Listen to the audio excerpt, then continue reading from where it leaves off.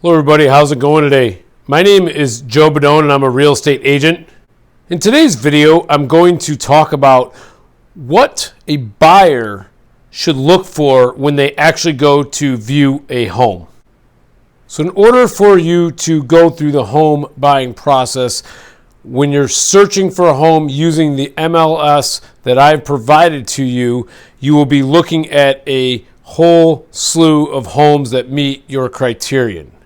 When viewing the homes that meet your criterion, you need to keep in mind that a lot of times the photos that are being provided on the MLS do not always represent the condition of the house. The reason this is the case is because many realtors have the skills to take high quality photos. On top of that, with today's technology, with the iPhones and the Androids and the different phones that are out there, and many times the cameras that are built into those phones are very good cameras. That being the case, you need to understand that an agent that knows how to provide the right kind of lighting in a room, and they know how to angle the camera, and they know what to remove from the walls or remove from the countertops and snap a good photo, a lot of times those are very good photos, and I wouldn't say misrepresent the house, but they represent the house in the best manner possible. Twofold to that, sometimes the agents do not know how to take good photos, and sometimes the photos are poor and they don't represent the house effectively. And when you're searching on the MLS, sometimes you will overlook a very good house because it had poor photos. What I'm getting at with all this talk about photos is until you actually look at the house, you're not going to really have an indication as to whether or not you should put an offer in on the house. As your real estate agent, I'm going to help you make a decision when I take you to actually look at the house. And there's a series of tasks that I associate that need to happen when I show you a house. And I will guide you through this process, but it's like an outside-in approach. The outside-in approach that I'm going to talk about here shortly is going to really help you get a good understanding if you think this is a quality property. Well, first and foremost, obviously you have your own standards. Everyone has their own idea of what they'll accept and what they won't. It sort of depends on your price range. It sort of depends on a lot of things, and that's all it varies from client to client. That being said, I'm still going to point out some of the stuff that you should at least look at and take into consideration. When you arrive to the property, first and foremost, you want to take a very good look at the exterior. And I'm not talking about just look at it. You really want to walk around the house. You want to look at everything. And as you're pulling up, and a lot of times I'll let my clients park in the driveway if there's availability to do that. I park in the street, you park in the driveway. So when you get out of your car, the first thing I want you as my client to look at is look at the sidewalks, okay? Make sure that they're even and they're not cracked and that type of stuff. Even though the sidewalk is a city easement, in many municipalities, the homeowner is responsible to take care of the sidewalk that's a municipal easement. So you want to look at that and make sure that's in good condition. You also want to look at the actual concrete on the driveway. Make sure it's even, make sure it's not cracked, and you want to look at the sidewalk or the walkway that's actually going up to the front door. There are, in some cases, there's actual cement around the exterior of the house. You want to take a look at that. Again, you want to look for cracks, you want to look for unevenness, you want to look for defects. One of the things you will also want to look for is you want to look to make sure that the ground, whether it's concrete, whether it's pavers, whether it's just regular dirt, you want to make sure that the ground is not angled towards the house along the perimeter.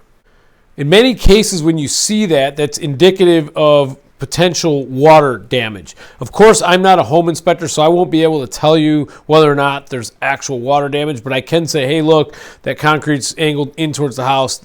That's something that you might want to keep an eye on.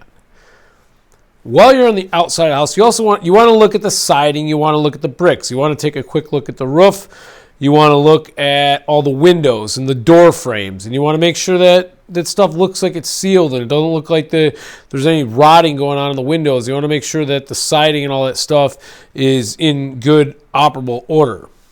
And lastly, I think it's also important, obviously it depends on the time of year you're looking at the house. If it's the dead of the winter, you're not really going to get a good indication of the landscaping, but look at the condition of the actual yard and the landscaping, because if the current owner of that house does not take care of their landscaping and it looks like it's in bad shape, there's a good chance they probably didn't take very good care of that house. So you just want to keep that in mind, especially if they're getting ready to sell their house. Why would they not have taken the time to at least do a cleanup with their landscape? I'm not saying it needs to be pretty, but at least needs to be maintained.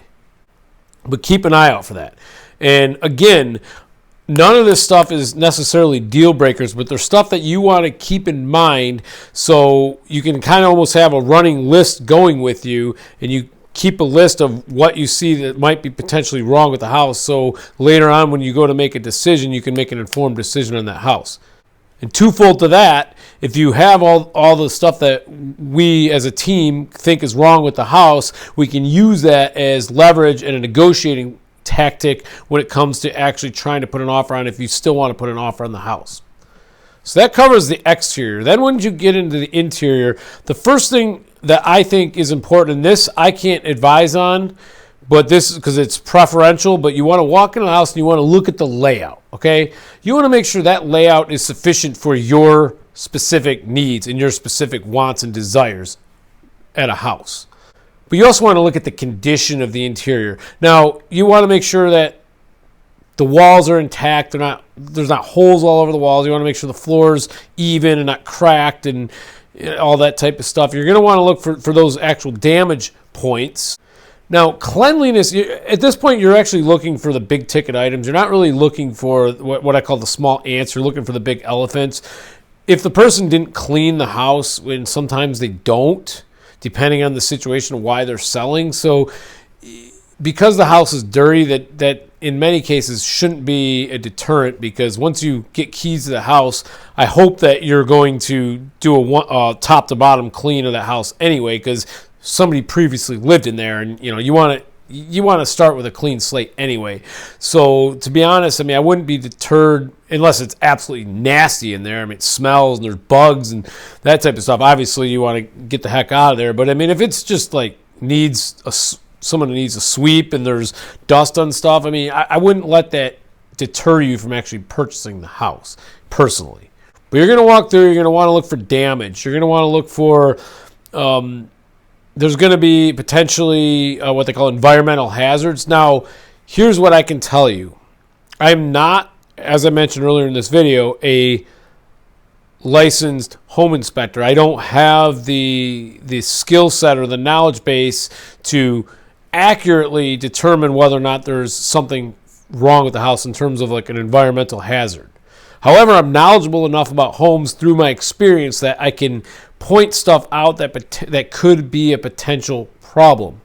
That's my job. That's my duty, because I'm here to protect you. So if I see something that's indicative of a environmental issue, I'll point that out and say, hey, whatever it is, you might want to have your home inspector take a look at that if you decide to put an offer in this house. That way I'm doing my job letting you know that this condition might exist, it might not exist. And one real simple one is if we go downstairs and we open up the circuit breaker, right, and it's got fuses in there, I'm going to point that out to you. I'm going to say, hey, you're probably going to want to update that to a circuit breaker panel. And, I can even give you an idea of what that, because I actually know. Typically, depending on the voltage you're looking for, but you're talking probably anywhere between $800 to a couple grand, depending on the size of the circuit panel and all that type of stuff. So I have that type of knowledge. Another thing, an example is if you are looking at a house that was built in the 50s or 60s, a lot of times they used to use the 9x9 tiles, all right? Now, in those days, those 9x9 tiles in many cases contained asbestos and were made with asbestos. However, again, I'm not a home inspector, nor do I have the skills or the knowledge to be able, or the equipment, therefore, to test one of those 9x9 panels and tell you that it specifically has asbestos. All I can do as your agent say, hey, it's got these 9x9 tiles. Here's the history on them. In some cases, they tend to contain asbestos. If you decide to put an offer on the house, check with your home inspector. So you kind of see a pattern here. I mean, I'm going to point stuff out to you, but I can't specifically say that it's this or it's that. I legally can't, and secondly, I don't want to mislead you. I just want to, but it's also my job to protect you and point out potential hazards with the house. And I mean, there's what's called it's a latent defect, and these are defects that I don't know about and I don't see. So it means that it's behind the walls and it wasn't in the seller disclosure. So me being a sales agent bringing it to the house, if it's not disclosed in the seller disclosure and I can't physically see it with my eyes, I have no knowledge of a specific defect. And that, so that's kind of the clause there. But when I see potential defects, it's my job to point that out to you. So you just want to keep an eye out for all that type of stuff. You also, I'm talking about all the negative stuff. You also want to look for all the good stuff. You want to look at the stuff that makes you excited about that house. And you want to keep in mind, and I typically I have a sheet, like an evaluation sheet that I give my buyers when I take them into a house, because I want them to be able to go through that sheet and I want them to be able to do a checklist. Well, I really liked the foyer. I love the color of the tile, and I like the way the light poured into the room. But however, the family room, I didn't like the color of it, or I didn't like the layout of it, or whatever. So you want to have that checklist. So when you're done with that walkthrough, when I take you through the house and we do the walkthrough, and typically, we don't want to be forever. I mean, we can always do a second walkthrough. I mean, typically the first walkthroughs are usually between 15 minutes to half hour, depending on the size of the house. Of course, if it's a huge house, we might want to take an hour. Or if it's a house that you're absolutely 100% interested in and you're ready to put an offer on, maybe you want to spend some more time in that house. But typically 15 minutes to half hour, you're going to be able to go in that house and you're going to be able to evaluate it. And then we're going to leave. And in many cases, when we do showings, because of my busy schedule and your busy schedule, we try to stack them up. So we try to do a handful of showings in one outing. So we're going to look at 2 or 3, maybe even 4 houses that day. And when we do that, having that evaluation sheet, you can say house A to house B to house C to house C, house D. This is what I like, this is what I didn't like. And then you can call me and say, hey, I really like the house over here. I'd like to put an offer on, and then I can instruct you on how we're going to go through the offer process. But the point is you really want to do a thorough job of trying to look for potential things that could come up when it comes to a home inspection, because a home inspection, you're paying for that out of your own pocket. That, depending on the size and location, all that, you're talking a couple $100, between $200 and $600, depending, of course, on multiple sets of variables. When you have your inspector out, though, if the inspector points something out that you could have seen with your own eyes, I mean, it's like you almost waste your money. So you don't want to spend money on a home inspector unless you're absolutely certain you want to buy that house. But that home inspector could come in and find something latent that I didn't see and you didn't see, something behind the walls or a water leak or something like that. And again, as your agent, I'm going to do my very best to inform you of the types of stuff that I actually see. So I really do hope this video was helpful, and I wish you the best of luck in finding your perfect home. If you did get some value out of this video, do me a favor, give it a thumbs up. If you have any questions, comments, concerns, leave it in the comments section, and don't forget to subscribe to my channel. And last but not least, if you are in the market to buy, sell, or invest real estate, go ahead and reach out to me at Joerealdeals@gmail.com, and I'd be glad to answer any of your questions and get the process started. Thank you very much, and I'll see you next time.